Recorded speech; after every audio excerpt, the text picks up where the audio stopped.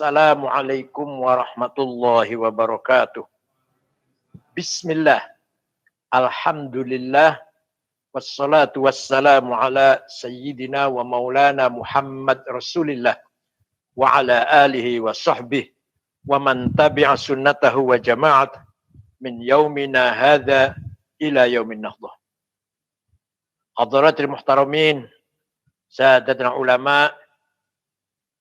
Wabil khusus Hadratul Mukarram Ki Haji Dimyati Rais Dewan Syuro Partai Kebangkitan Bangsa, dan Ki Haji Manal Hidayat yang saya muliakan, seluruh jajaran Dewan Syuro, para khatib yang saya muliakan, terutama wabil khusus Akhil Azizul Karim Ketua Umum PKB, Gus Muhaimin, Dr. Gus Muhaimin Iskandar, dan seluruh jajaran ketua, ada Dr. Kiai Haji Jazul Fawaid, dan yang lain-lain, Mas Hasan, Sekjen PKB, dan seluruh jajaran sekretariat, kesekretariatan, dan bendahara, para pimpinan PKB, DPP PKB yang berbahagia, dan kepada seluruh anggota DPR, Partai Kebangkitan Bangsa, DPR RI, DPRD 1, DPRD 2, yang saya hormati, para menteri, ada Ibu Ida Fauziah, Menteri Kemenaker, ada Gus Abdul Halim Iskandar, Menteri Desa, dan Gus Yakut Khalil Bisri, Menteri Agama kita, para pejabat dari kalangan PKB, pengurus PKB dari pusat, tingkat provinsi, tingkat kabupaten, kota, dan kecamatan, begitu pula ranting, dan seluruh masyarakat yang hadir dalam acara syukuran PKB ke-23 tahun ini. Alhamdulillah wa syukrulillah ala ni'amillah wa taufiqihi wa ma'unatih. Kita Partai PKB sudah berusia 23 tahun. Walaupun usia 23 tahun ini masih tergolong muda, tapi kalau melihat bahwa PKB itu dilahirkan dari perutnya Nahdlatul Ulama, dan Nahdlatul Ulama sudah usia 95 tahun atau 96 tahun, berarti PKB juga harus menjadi partai yang tua, partai yang dewasa, karena berasal dari ormas yang sudah tua dan dewasa. Oleh karena itu, orang melihat PKB kadang tidak melihat usia 23 tahun, yang dilihat bahwa NU sudah 95 tahun.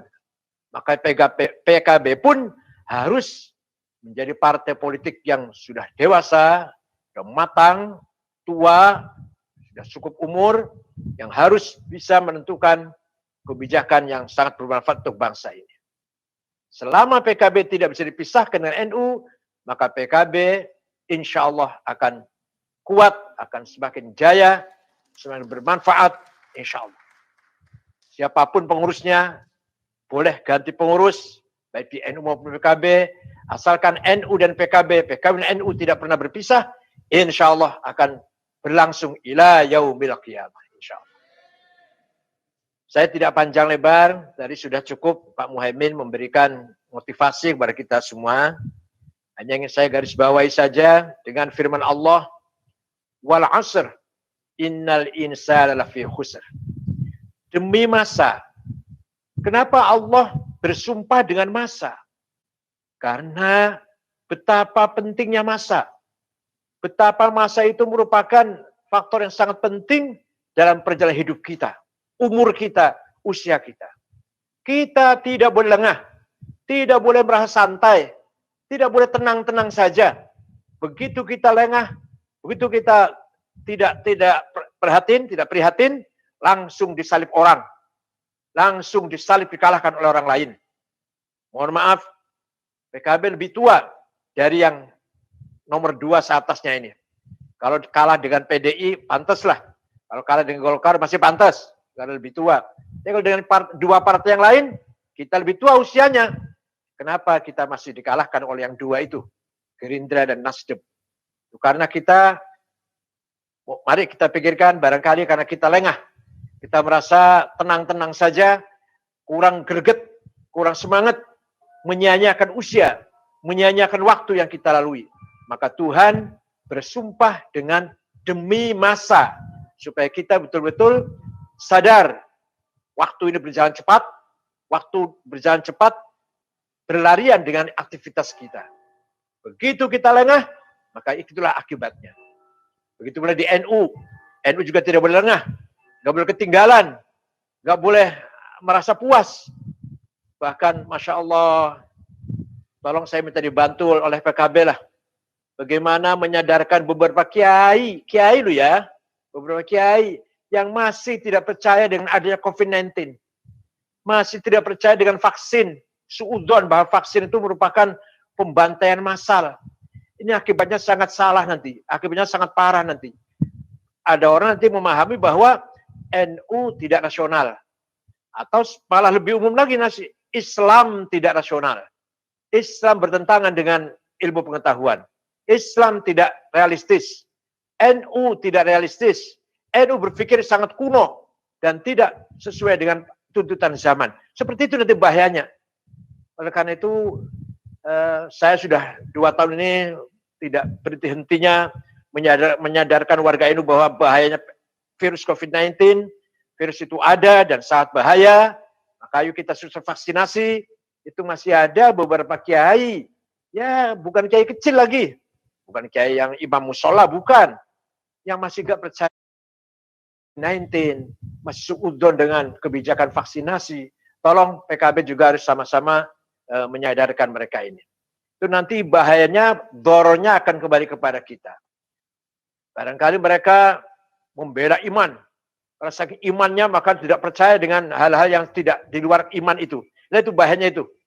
Wa dararus syar'i mimman nasarahu la bi tariqih akbaru min darrihi mimman ta'ana fih. Bahaya bagi syariat Islam atau bagi agama Islam lah. Bahaya bagi agama Islam yang datang dari orang yang membelanya tapi dengan benar, dengan cara yang tidak benar, lebih besar, lebih dahsyat bahayanya daripada mendapatkan serangan dari orang yang benci Islam, dari musuh Islam. Lebih besar bahayanya dari orang yang seakan-akan niatnya membela tapi tidak dengan cara yang benar, emosional, dengan tidak berdasarkan ilmu pengetahuan. Wa dararus syar'i mimman nasara la bi tariqih akbaru min darrihi mimman ta'ana fih.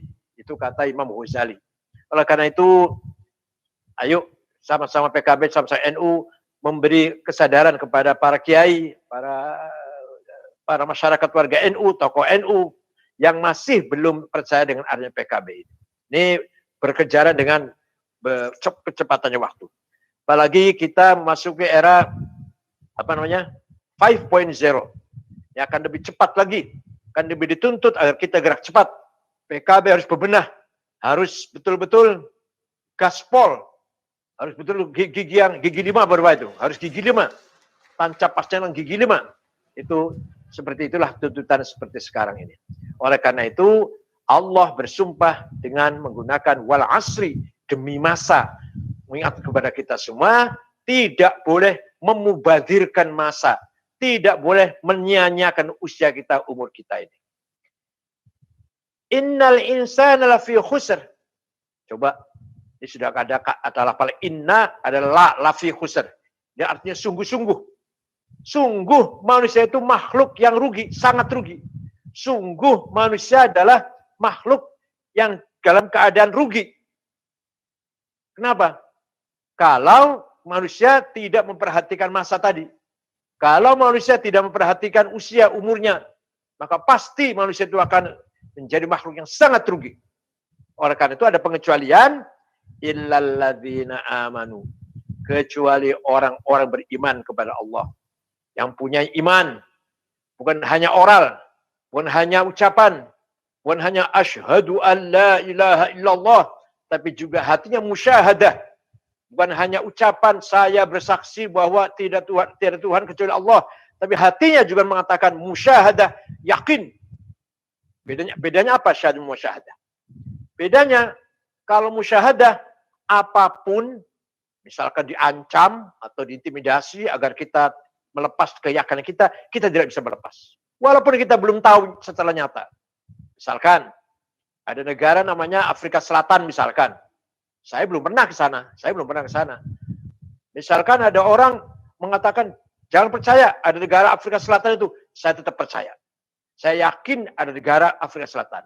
Saya yakin ada negara namanya Vietnam. Negara namanya Myanmar. Ada negara namanya Laos. Padahal saya belum pernah ke sana. Nah, itu namanya musyahadah qalbiyah namanya. Yakin negara Afrika itu ada. Afrika Selatan. Yakin negara Myanmar ada. Yakin negara Vietnam ada. Walaupun saya belum pernah lihat, belum pernah ke sana. Itu namanya musyahadah. Mari kita tingkatkan syahadah kita menjadi musyahadah. Begitu pula salat kita. Salat kita walladzina hum ala salatihim daimun. Manusia yang baik, manusia yang soleh adalah orang-orang yang selalu salat, daimun, selalu melanggengkan salat. Ini jangan dikira, jangan diartikan salat terus itu, ruku sujud terus, nggak pernah kerja yang lain. Bukan. Sholat di sini bukan sholat yang seperti kita lakukan ruku, sujud, takbir, taslim. Itu bukan. Tapi sholat yang menjadi silah. Komunikasi terus-menerus dengan Allah. Melakukan silah ruhaniyah. Silah qalbiyah. Komunikasi yang terus-menerus tidak pernah putus kepada Allah. Itulah tandanya orang yang sudah mencapai martabatul istiqamah. Martabatul tuma'ninah wal istiqamah. Sudah mencapai halawatul iman. Indahnya beriman kepada Allah, sudah mencapai martabat istiqamah, martabat yang sangat constant, tidak bisa bergeser dengan apapun yang terjadi. Illalladzina amanu. Iman ada dua sisi. Iman birububiyatillah, iman biuluhiyatillah. Iman birububiyatillah, meyakini bahwa tiada yang menciptakan kita ini, yang berkuasa, yang menentukan, yang mengatur baik buruknya kita ini hanyalah Allah. Itu iman birububiyatillah. Itu sebagai dasar. Kemudian iman biuluhiyatillah. Oleh karena segala hal ini dari Allah, yang menciptakan Allah, yang mengatur Allah, yang mentahkan Allah, maka yang harus disembah, yang harus kita mohon, yang harus kita minta mohon pertolongannya, yang harus kita sujud hanyalah kepada Allah. Itu namanya iman biuluhiyatillah. Kalau meyakini bahwa tidak Tuhan kecuali Allah, penciptanya adalah Allah, yang menciptakan segala sesuatu hanyalah Allah, tapi tidak sholat misalkan, tidak tawajuh kepada Allah, tidak selalu memohon kepadanya, itu namanya baru iman birububiyatillah, belum iman biuluhiyatillah. Oleh karena itu, dua-duanya harus kita perkuat sebagai orang beriman yang sudah mencapai martabatul istiqamah. Nah, illalladzina amanu wa amilus solihat. Orang beriman pasti yang punya tekad yang keras, punya himmah, karena dengan imannya itulah himmah lahir. Ala qadri ahlil azmi ta'til azaimu wa ta'ti ala qadril kiramil makarimu. Cita-cita yang tinggi itulah yang bisa mengalahkan segalanya. Walaupun problem sebesar apapun, saya yakin PKB ini mengalami jalan yang sulit, lika-liku, suka duka, manis pahit, kesulitan-kesulitan harus bisa diatasi dengan apa? Dengan azimah, dengan cita-cita, dengan tekad yang membaja, yaitu tekad yang lahir dari orang beriman kepada Allah. Jiwa yang lahir dari jiwa orang beriman kepada Allah pasti yang punya tekad yang besar. Kenapa? Karena kita percaya Allah bersama kita, kita pun bersamanya. Oleh karena itu, ala qadri ahli azmi ta'til azaimu. Keberhasilan itu tergantung azimah kita. Kalau azimah kita kuat, mental kita kuat, tekad kita kuat, kesulitan apapun, muskilah apapun, problem apapun, harus bisa kita atasi. Itu namanya kita punya azimah yang kuat. Kita beri contoh misalkan, para pendiri NU, Kiai Hasyim Asy'ari, dan kiai-kiai yang lain, dengan azimah yang sangat kuat, azimah yang sangat luar biasa, dengan tekad yang luar biasa, NU harus besar, NU harus sukses. Alhamdulillah sampai sekarang kita bisa menyaksikan NU masih sukses dan masih besar, masih eksis. Berkat perjuangan, berkat azimah para kiai-kiai yang para pendiri, para kiai-kiai yang mendahului kita semuanya. Oleh karena itu sekali lagi PKB harus memperbarui azimah, memperkuat azimah, tidak berlemah, tidak boleh merasa kecil, tidak boleh minder, tidak boleh surut, terus dengan tekad yang baja yang lahir dari iman kepada Allah. Nah, wa amilus sholihat dan kerja keras. Wa amilus sholihat kerja keras dalam kebenaran. Ini juga sangat penting. Kerja keras tanpa lelah, tanpa putus asa. Itu namanya wa amilus sholihat. Amilus sholihat itu bukan hanya sholat. Amilus sholihat itu berjuang dengan kerja keras tanpa henti. Itu namanya wa amilus sholihat. Dalam hal ini kita tetap memegang teguh dengan moderat dan toleran. Itu prinsip nggak boleh bergeser. Dulu, sekarang, dan seterusnya. Bagaimana kita membangun atau mencapai cita-cita kita ini dengan muasyarah bil husna, dengan bergaul yang baik. Di level tatanan rendah, grassroots, masyarakat, kita bergaul dengan baik untuk mencapai cita-cita kita. Muasyarah bil husna. Kemudian di tingkat sesama partai, antar kelompok, antar golongan, muamalah bil husna, muamalah bil ma'ruf. Muasyarah bil ma'ruf, muamalah bil husna. Bolehlah, bolak-balik juga boleh. Muasyarah bil ma'ruf, antar manusia, antar masyarakat. Muamalah bil husna, antar partai, antar golongan. Dan PKB dan pemerintah, PKB dan ormas lain, PKB dan partai lain, PKB dan agama lain. Itu harus muamalah bil husna.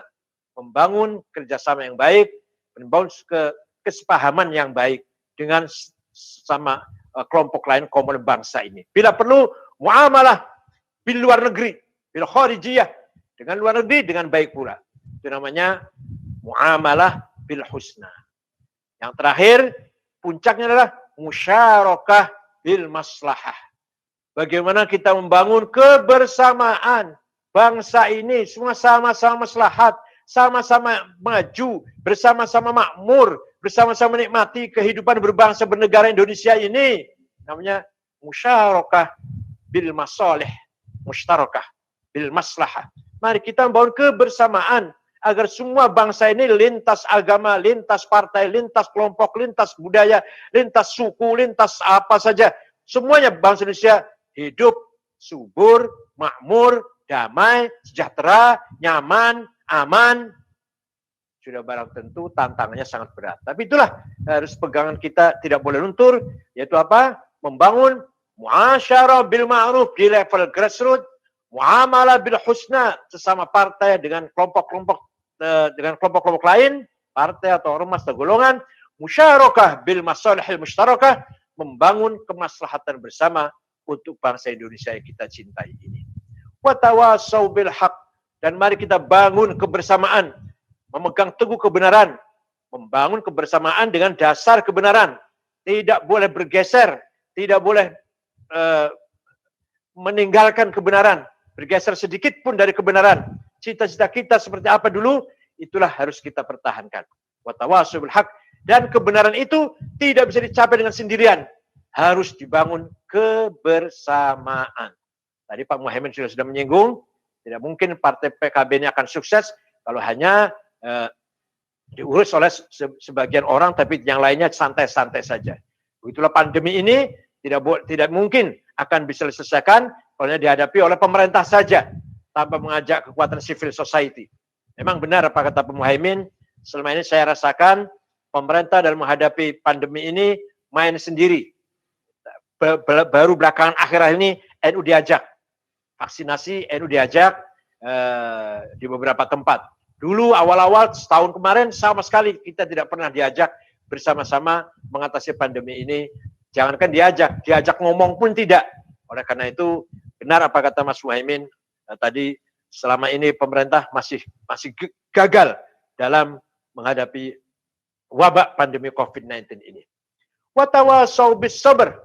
Semuanya itu dari awal sampai akhir saya sampaikan tadi harus bersama-sama, kita bersama-sama NU dan PKB harus sabar, harus mempunyai jiwa yang besar, kokoh, teguh, sabar, tawakal kepada Allah.